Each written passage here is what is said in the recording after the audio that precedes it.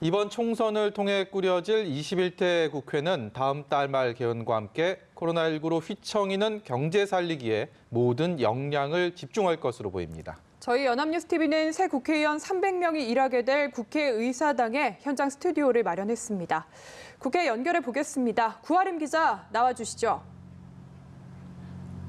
네, 국회의사당에 나와 있습니다. 이제 투표 마감까지 1시간 정도 남겨두고 있는데요. 오늘 유권자들이 어떤 선택을 하는지에 따라서 21대 국회 모습도 달라질 것으로 보입니다. 제 옆에 정치부 이재동 기자가 나와 있는데요. 이재동 기자와 함께 이번 총선 이슈들 짚어보겠습니다. 네, 이 기자, 우선 21대 총선 투표율이 굉장히 높습니다. 이대로라면 이 추세대로라면 역대 최고, 총선 중에서 가장 높은 투표율이 나올 수도 있다, 이런 전망이 나오고 있죠. 네, 그렇습니다. 지금 일단 16시 기준으로만은 59.7% 나왔고요. 2000년대 이후 가장 높았던 총선 투표율이 2004년 17대 총선 당시 60.6%였습니다. 이번 선거 아마 지금 추세대로라면 이 수치를 훨씬 넘어서지 않을까, 이렇게 조심스럽게 전망이 되는데, 네. 원래 코로나19 영향으로 이번 선거 투표율 저조하면 어떡하냐, 이런 좀 우려들이 있었는데 좀 괜한 걱정이었던 것 같기도 하고요. 이번 선거 어쨌든 생각보다 꽤 높은 투표율을 보이면서 선거 결과에도 꽤 영향을 미칠 것으로 보입니다. 네, 특히 이번에는 사전 투표율도 약 27%가 나오면서 역대 가장 높은 수치를 기록했습니다. 이 높은 투표율이 어느 정도 예상은 됐던 결과기도 한데요. 왜 이런 현상 나타났다고 보십니까? 네, 여러 이유들이 있을 겁니다. 일단은 우선 지금 코로나19 확진자 숫자가 최근에 많이 줄었거든요. 오늘까지 이제 사흘째 20명대를 유지를 하고 있는데, 코로나19 확산 우려가 좀 상대적으로 줄었다, 이런 점이 어느 정도 영향이 분명히 있었을 것이고요. 또 이번 선거가 여야 모두 지금 서로 심판론을 주장하면서 양 진영의 주장이 워낙 지금 치열하잖아요. 그렇기 때문에 지지층이 결집하는 효과도 분명히 있을 겁니다. 네, 그렇습니다. 그런데 보통 이 투표율이 높게 나오면 2030 세대가 투표에 많이 참여해서 또 젊은 세대다 보니까 진보 진영에게 유리하고, 또 반대로 투표율이 낮으면 보수 진영에게 유리하다, 좀 이렇게 알려져 있잖아요. 근데 이 사전 투표율도 본 투표율도 높았던 이번 선거, 그럼 이 진보 진영에 유리하다고 보면 되는 겁니까? 사실 꼭 그렇지는 않습니다. 왜냐하면은 단순 투표율도 중요하지만 더 중요한 게 이제 연령별 투표율이거든요.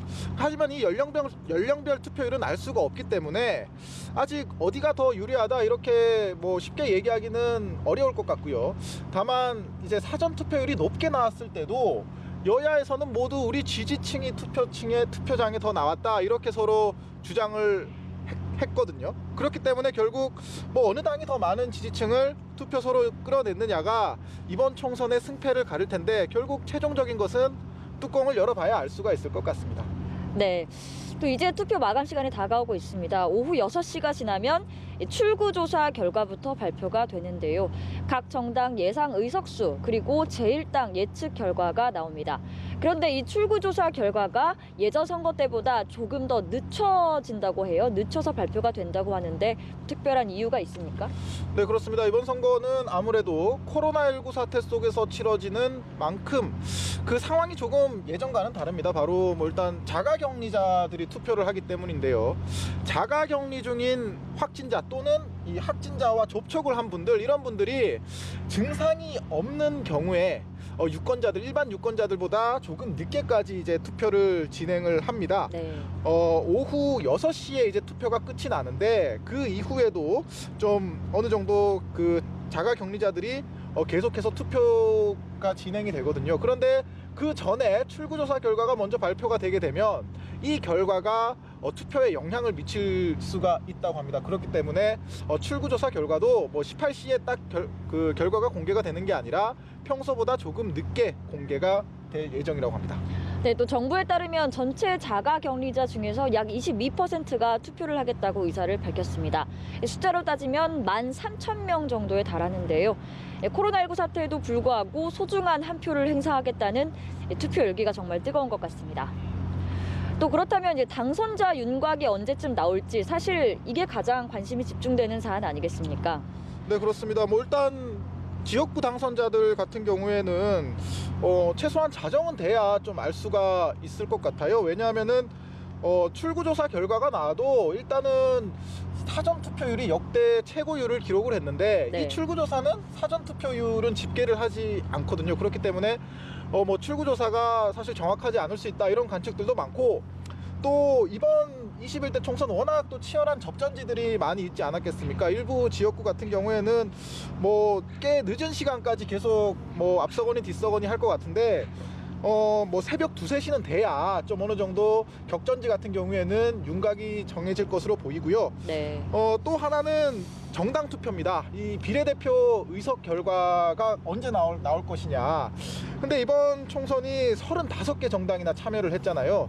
뭐 투표하신 분들은 비례 투표 용지 받아오셨을 텐데 이게 상당히 길고, 그러다 보니까 이게 일일이 수작업으로 개표를 진행을 해야 된다고 합니다. 그렇기 때문에 예전보다는 훨씬 더 많은 시간이 걸릴 수밖에 없어서 뭐 늦으면은 내일 오후나 돼야 좀 윤곽이 나오지 않겠냐 이런 전망들도 있습니다. 네, 선거는 언제나 더 나은 변화의 길을 열어왔습니다.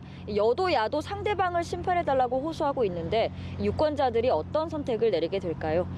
저희 연합뉴스TV는 계속해서 이번 선거의 중요한 이슈들을 전해드리겠습니다.